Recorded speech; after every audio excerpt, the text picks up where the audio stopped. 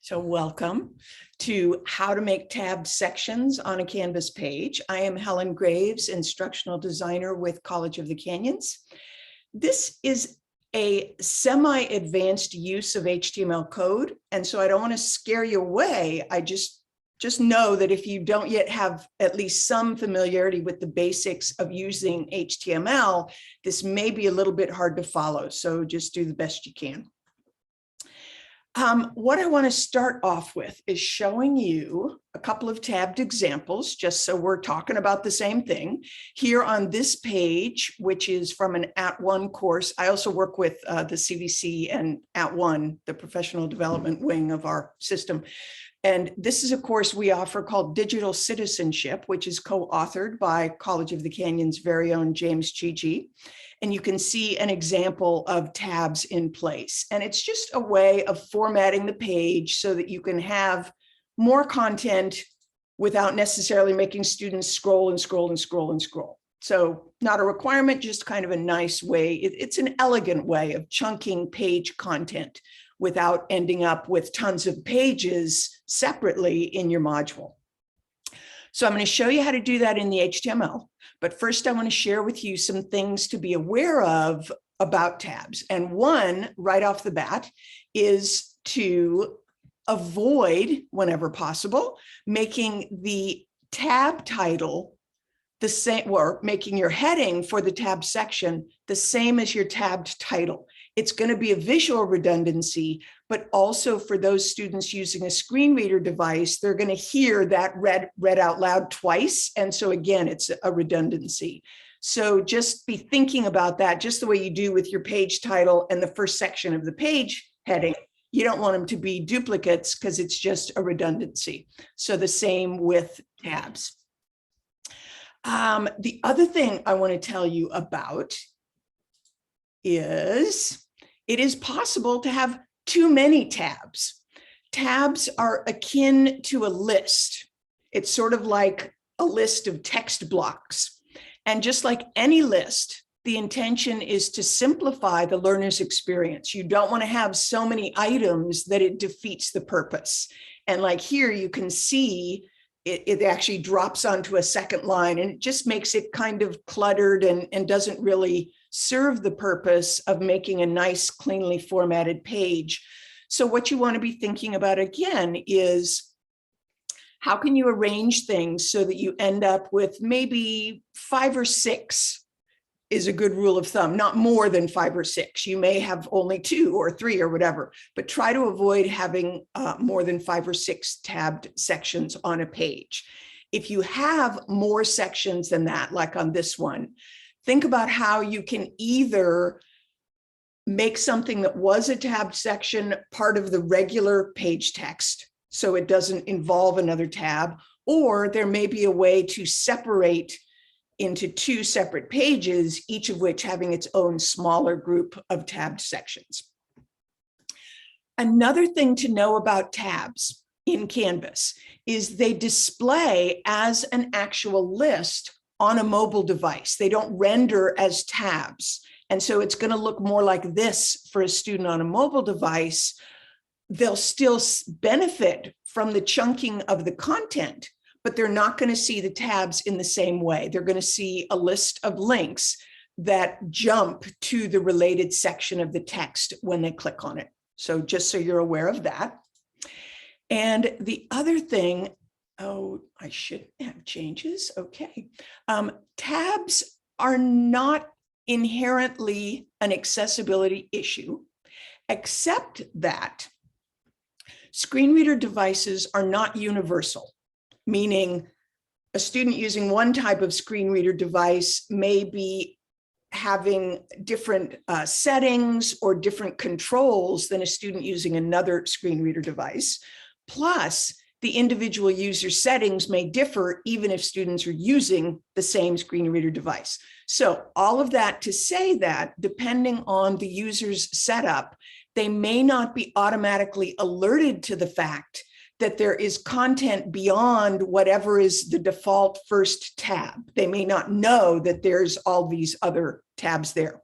So what we recommend, and let me go back here, I'll show you. putting a little alert in the text that is above the tabs, saying something along the lines of, please read all 3 sections, or please be sure to click through all 3, whatever it is, just so that, and that will also help the sighted students as well, because surprisingly enough, they don't always notice that these are here. For whatever reason, their brain just isn't attuned to it. So having this little alert, text alert above the tabs, serves both for non-sighted and sighted students as a little reminder that there's more content on the page. The other thing I want to show you, let me skip over to here before we get into the actual HTML part, is I recommend putting that little alert up right above the tab section so that it's there ahead of them entering the tabbed stuff. But we used to tell people to put it above the next button. That's also okay. What it'll just mean is they may have read through the first tab and whatever other content is on the page, and then they're alerted to the fact that they need to go back to look for the other tabs. So in some senses, it's better above it. But if you want to put it above your next button, not a problem either. It's good to get in the habit of making sure to have an alert, whether you put it above or below. Hopefully I said that in a way that made sense. If it didn't, when we get to questions, you can ask more about it. I like to indicate how many tabs are in the alert. Some people just say, be sure to check tabs. I tell them 3 or 2 or 5, so they know how many sections they should be looking for. And remember, the alert is specifically for non-sighted learners who can't see how many tabs there are. But as I said, I've also found it helps sighted folks too. Another visual cue I like to give sighted people, users, is a colored background to the tab. And so I'm showing you 2 ways of doing that here. It makes it a little bit harder to miss than if there is no background. The eye is just drawn to the colors, so it makes the tabs a little more obvious. You can get fancy, like I did here at the bottom, and make each tab a different color. I actually stopped doing that personally. There's not an issue with it, except that watch what happens with the tabs here. When I click to the new tab, you get a visual indication because of the color difference, which tab I'm on. So the title is going to reflect in the white that I'm on this one. When I go to tab 2, I'm going to see, okay, visually I'm here. When I click on these tabs, it doesn't highlight in any way. So I have to kind of know that I'm here on this blue one, or I'm here on this pink one. It's not quite as easy to discern. So you are going to know your students better than I. You can decide if one might be a stumbling block or whatever. Also, doing the separate colored tabs is a little more complex in the HTML. Not a big deal. I'll show you how to do it, but I just wanted you to know the pros and cons of multicolored versus a single colored background. When choosing the background color for your tabs, you have to make sure there is sufficient contrast against the link color. And in Canvas, the link color is not black. So the normal colors that we might use for highlighting against text may not work because we've actually got that blue color that Canvas uses. So I generally have just started using this default, I call it a vanilla color, because I know it has sufficient contrast. And it's just straightforward. It's not a jarring color, but it's enough of a difference against the white background to catch their eye. You may find another favorite color that you know has enough contrast against it. So whatever, just wanted to mention that you do have to take contrast into consideration. And actually, I don't think I have it in my resources, but I'm going to go there right now. Web aim. I don't have it in my, yeah, there we go. WebAIM is a big accessibility organization, and they have a contrast checker application online. So you can very easily put the color of the text link here and then find a background color that will have sufficient contrast. So let me give you this URL and you can bookmark it somewhere. And then I will also give you the hexadecimal code for the blue link in Canvas. I believe it is this code. I can't type and talk at the same time, sorry. Okay, so I believe if you put in that 6-digit hexadecimal code into the foreground here, then you can find a color you like here. Let's just say we want a yellow. So I can click a yellow and I can see it doesn't pass. So then I can just kind of, whoops, I'm going the wrong direction. So I can just play with the slider until I find a shade that passes both levels. Hopefully, again, I said that in a way that makes sense. All right, before we actually get into setting up some tabs, all of this information is in a page in what's called the Course Design Resources shell that I have created as part of the CVC Course Design rubric. There's a page on tabs. So I give an example of what tabs are like, and then down here I give directions on how to use the information on the page to set up your own tabs. I talk about the accessibility alert. I talk about toggling into the HTML, all of that kind of stuff. And then down here is the actual code that you can just copy and paste and plop onto your Canvas page and then edit the appropriate content that will make it fit your page. So I wanted to show you that. I have this as a resource at the end, so you'll be able to get the URL for the page, but I just wanted to show you so you wouldn't be madly writing notes, worried that none of this was anywhere. It's archived for you to come back to at any point in time. Okay, before we go into the actual code, let me just check in. Any questions at this point? Okay. Tab code is somewhat complex and it is very easy to break if you don't understand what you're doing. So one of the things that is true in Canvas is you can always revert back to an earlier version of the page, because what I have found, anytime I'm in HTML, but particularly with tabs, I often make such a mess that the page is not even retrievable in the sense that I can't fix it. I want to start over. So in case you're not aware of it, in Canvas Pages, the 3 little dot menu gives you the option to view page history. And when I click that, it will show me, I believe, up to the 25 most recent versions of the page. So if I've totally made a hash of it, I can go back to an earlier version before I mess things up and start over again. What isn't true for this, it's only, let me rephrase that. The view page history is only available with pages. It's not part of the options with assignments, discussions, or quizzes. Well, quiz, yeah, you could do tabs and quizzes, but anyhow, so when you're doing those, you're going to want to set up a duplicate.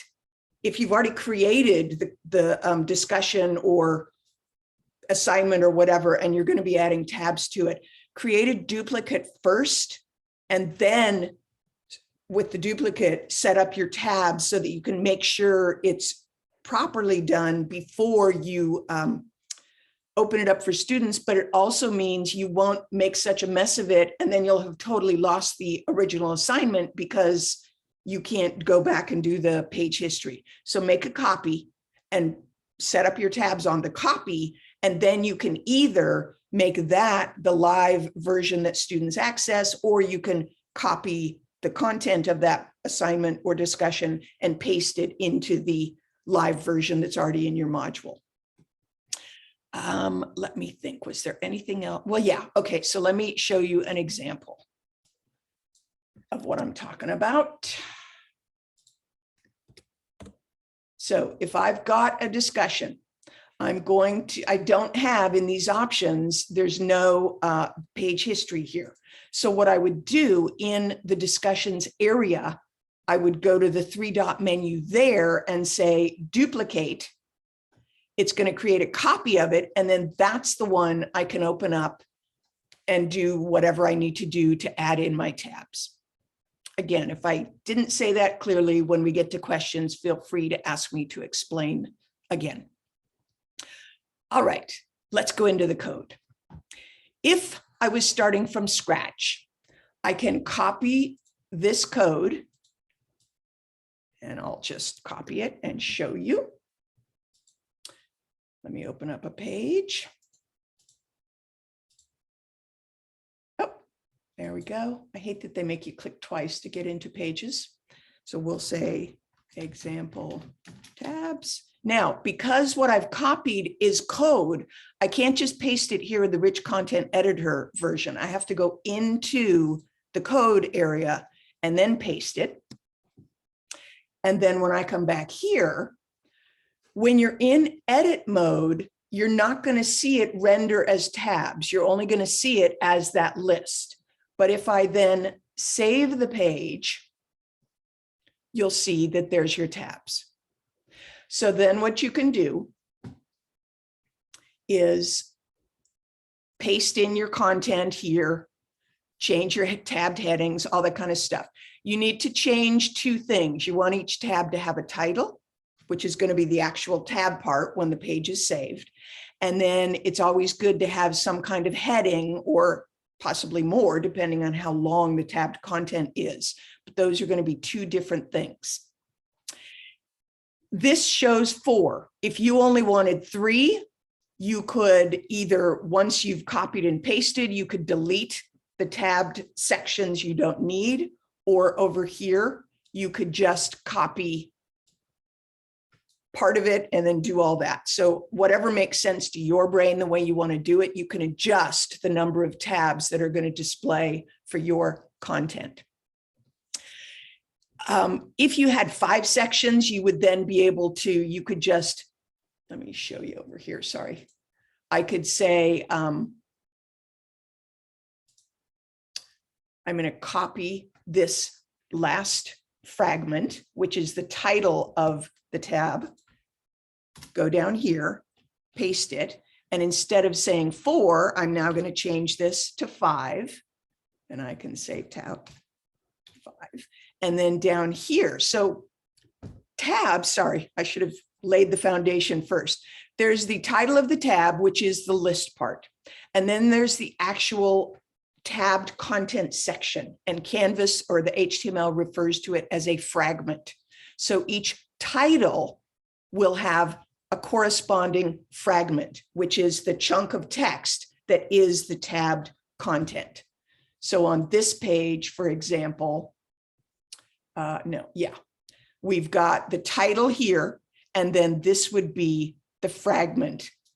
And then on this one, conferences is the title, and then this would be the fragment.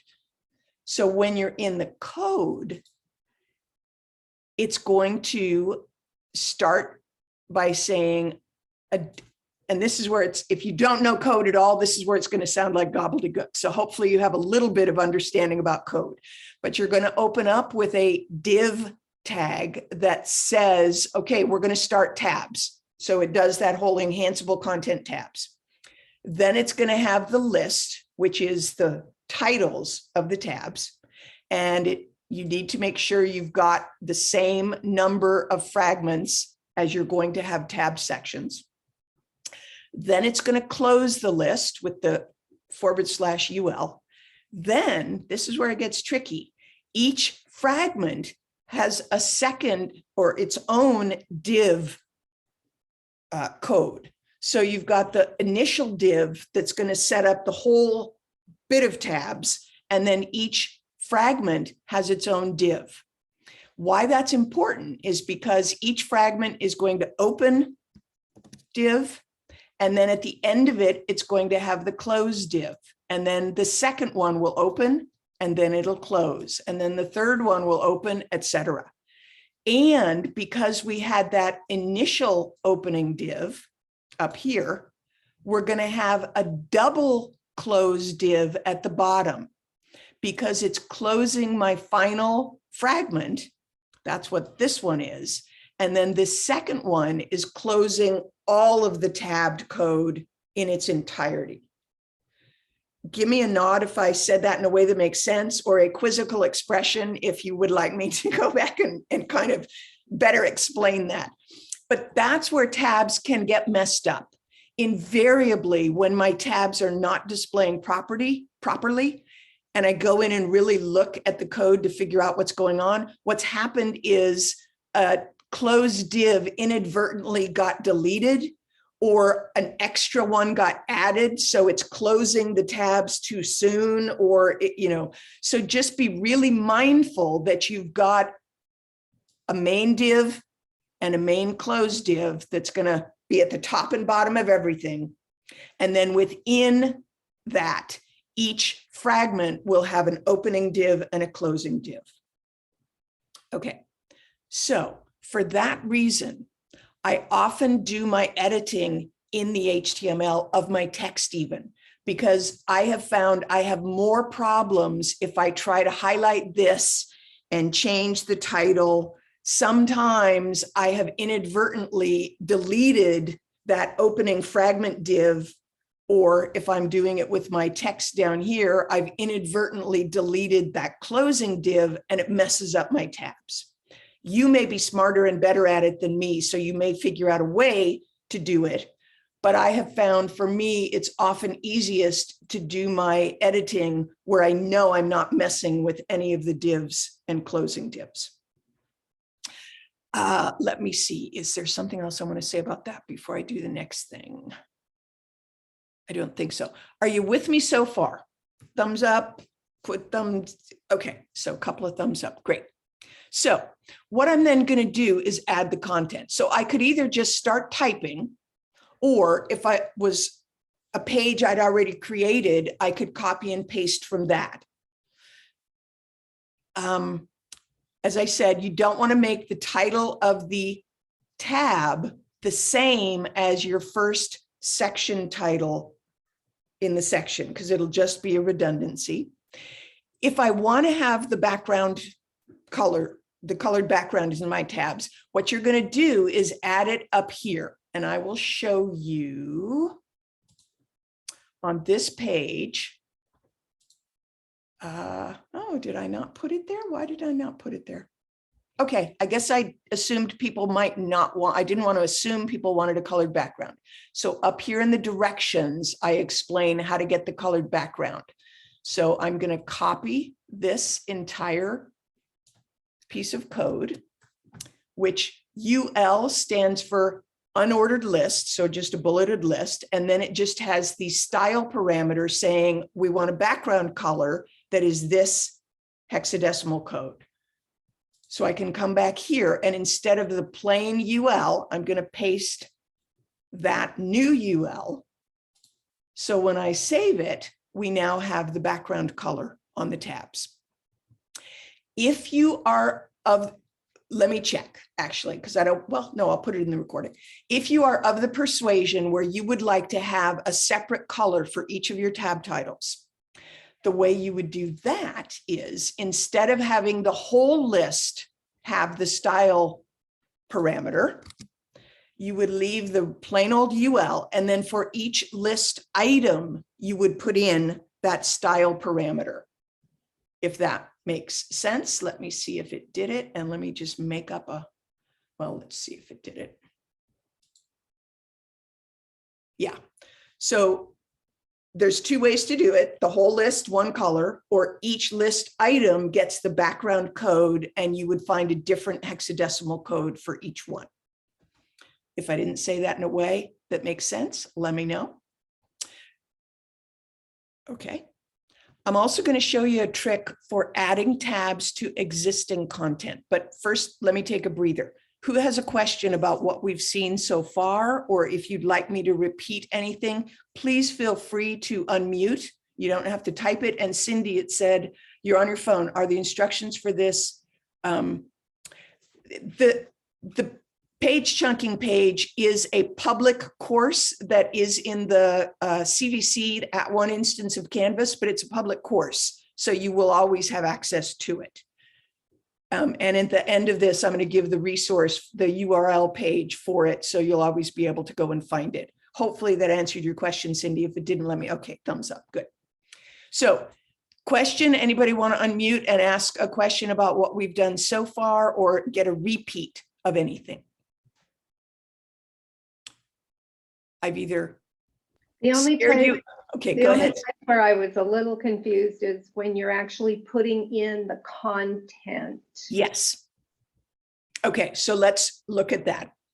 So if I have a page like this one, where it doesn't really have content in it, I'm going to be adding the content. What I would do is be in the HTML because I just feel more comfortable in there. I would put in whatever my tab titles are, and we'll just say topic. I'm making this up. And I don't want to make you watch while I type stuff. But so let's say I'm coming over and I'm doing, this is going to be the content of my first tab.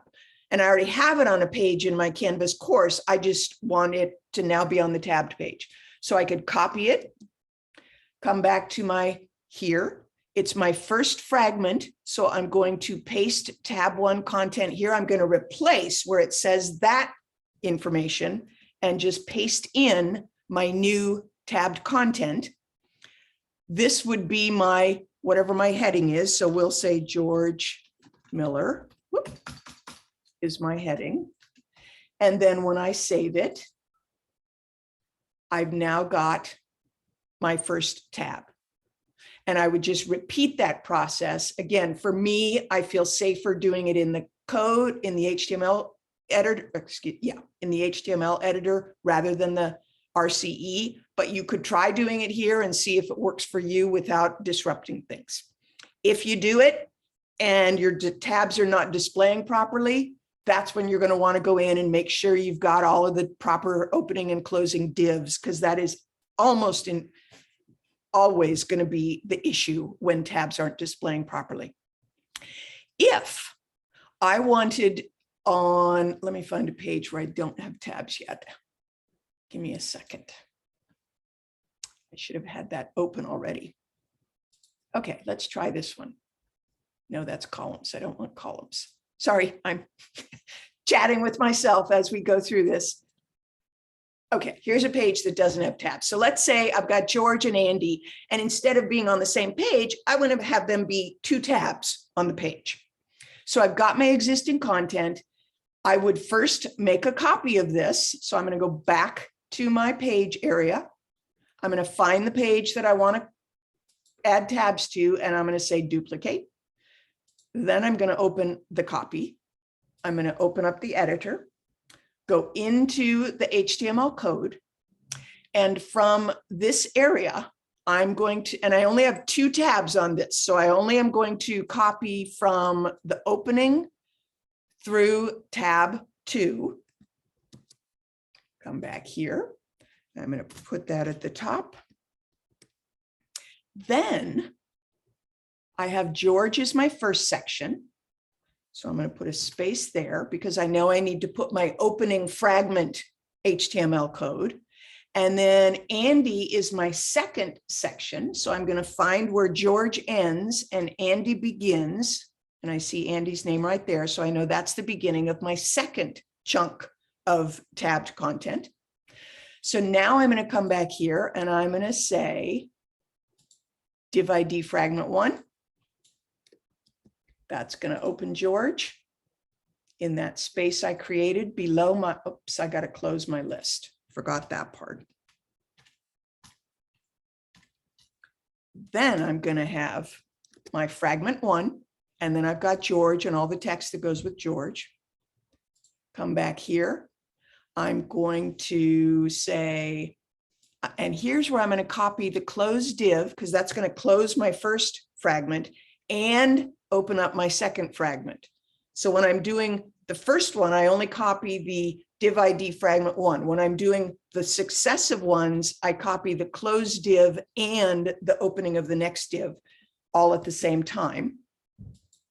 Come back here. That's the end of George. So on line 12, I'm going to put my close div 1, open div 2, and then come back here and I'm going to close both of them with the double close div.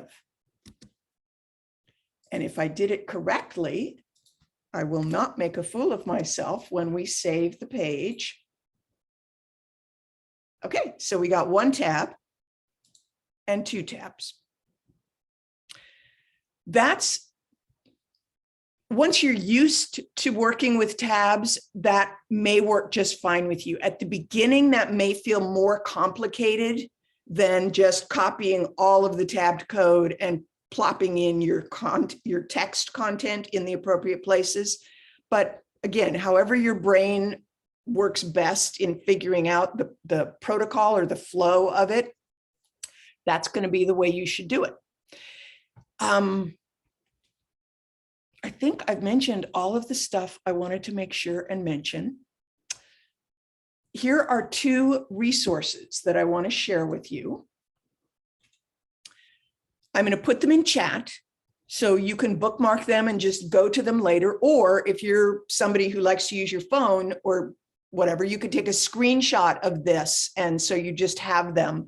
I created bit.ly links so that you wouldn't have the big long URLs. So that this first link that I'm going to put in chat is to the public course design resources shell, where that A6 page with all the directions for how to, an explanation for how to do tabs is going to be located. That will always be available to you. It's not in the College of the Canyons instance of Canvas. It's in the CVC instance, but it is set as public. So you'll be able to get to it. The second resource is a cheat sheet, and I will show you it so you can see what it is, but I'll also put it in chat so you've got it. It is a resource I created. Let me get out of here. That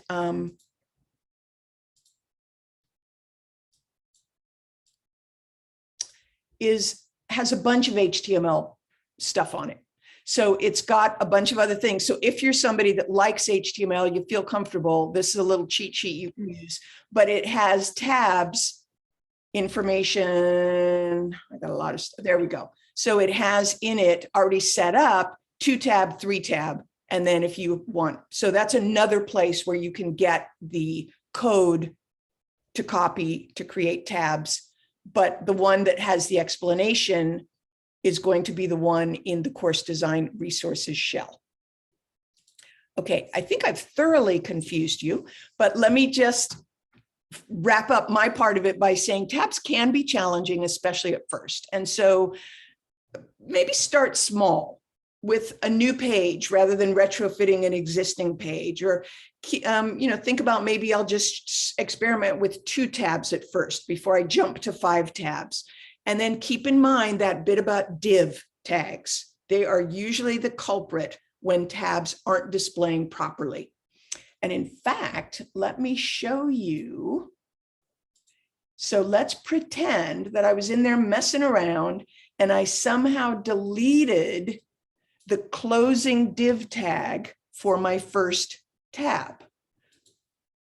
It's going to look like this. And so I'm looking at it going, wait a minute, I know the content is there because when I'm in the editor, I can see it on the page. What's going on? So that's when you have to really be a junior detective and go in and make sure you've got your opening, you really got to look for those div tags because they can just make things wonky. All right, now it's up to you. What questions do you want answered before we wrap up for today?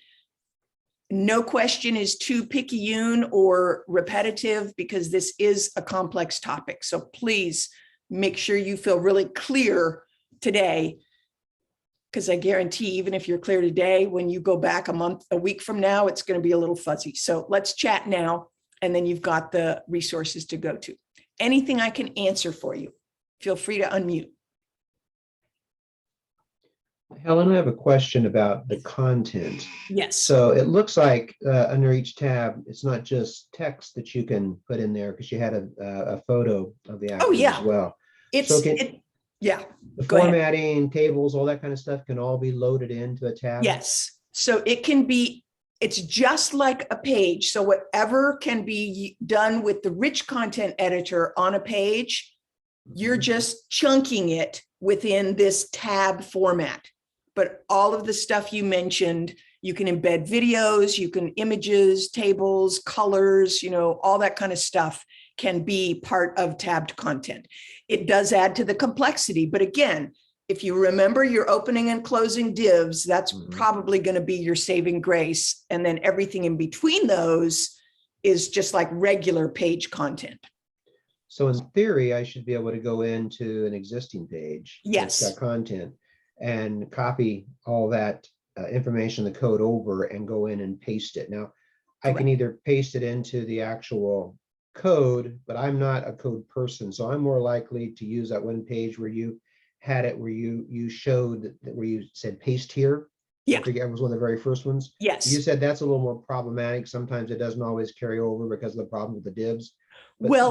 Yeah, I have found if I'm copying from the rich content editor and then pasting into the rich content editor, that's sometimes when my div tags get wonky in the code.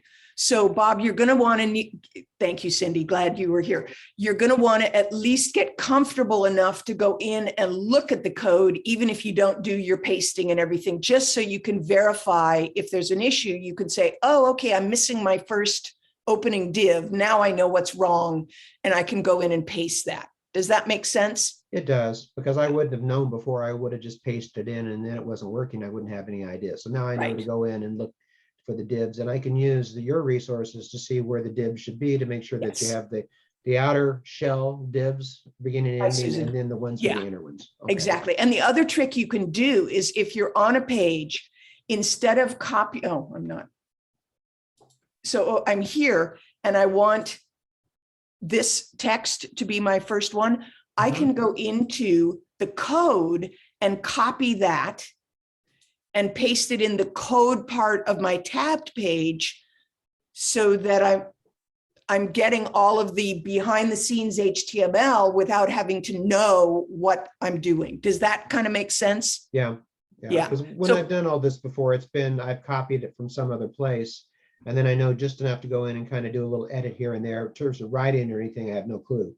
Yeah. But at least I know that, if something doesn't work, to look for it. So what you've given me, I think, is what I should be looking for if it's not working when I paste it. Yeah, almost always it's going to be something to do with the divs. And occasionally it's that, you only have 4 fragments, but you ended up putting a 5th thing down here. So it's not working properly, but it's usually something like that. Okay. I'm kind of surprised that they're using the tabs, because I was thinking, I tried to set up some tabs about 3 years ago, and I think I was trying to set up my syllabus to break it in so we didn't have endless pages. Right. And I thought I'd seen something somewhere that Canvas was actually thinking about stopping the tab. They've been saying that for 7 years now. When I first started using Canvas, everyone said, oh, don't use tabs, they're going to deprecate them. And I love tabs. And so I thought, okay, I'll fix it if and when they do.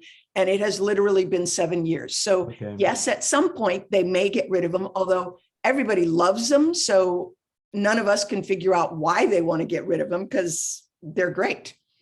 Well, I like them because they're easier than having tons and tons of pages. But I have to admit, my own problem is I will click and then I will not see that there's tabs. And so I'll read the page and then I'll go by, and if there are 3 tabs, I don't see the 3 tabs. Right. So the highlighting in color, I think, really helps in the recommendation about saying there are 3 tabs. The little alert. Both of those really make a difference.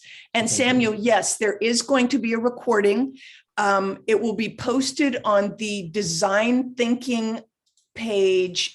And I should have put this, let me find it, College of the Canyons. if I could type. There's a design thinking page where all of my archived webinars are located. I don't know how quickly they're going to get it posted, but let me put this in the chat for you so you can bookmark it. It's got a bunch of other stuff, so you may have to scroll down to find the ones on tabs. For both of you, just in case you're interested, there is one on, where is it? There's one on HTML, if I could find it. There it is, HTML Basics Demystified. So if you are new to HTML and tabs feel a little overwhelming, that might be your first step, and then move on to the tabs. But let me put this page in chat so you've got it, Samuel, and Bob also, if you want it. Thank you. Any other questions I can help with? You're welcome, Samuel. Okay. The other thing, you can always email me with a quick question if you need if you get stuck. Let me give you my College of the Canyons email. 1 second. I gotta go find it. Oh, come on. Okay. Now I got to type it. It didn't let me copy. So it's my name, helengraves.coc@gmail. Oh, for crying in the bucket. Okay, there we go. And you don't need the capital H, it just did that by default, but it's helengraves.coc@gmail.com. And I'm happy to try to answer questions if you get stuck with something, because tabs can be, sometimes you want to pull your hair out, and I don't want you to pull your hair out. So have fun with it though. It can be really exciting to play around with, and you feel very adept and competent once you get your first tabbed page set up just the way you want it to be set up. Okay, anything else? Last call for questions. All right, well, thank you very much for being here. The recording should be up shortly, but I'm not the one that puts it on the page, so I don't know exactly when it will be posted, but you can check back and find out when. All right, well, thank you very much. Okay, you're welcome. Thank you for being here. Yeah. And I'll Thanks, see you both at another webinar. Bye. Bye-bye. Thank you, Helen. You're welcome. Yeah, hi, Bob.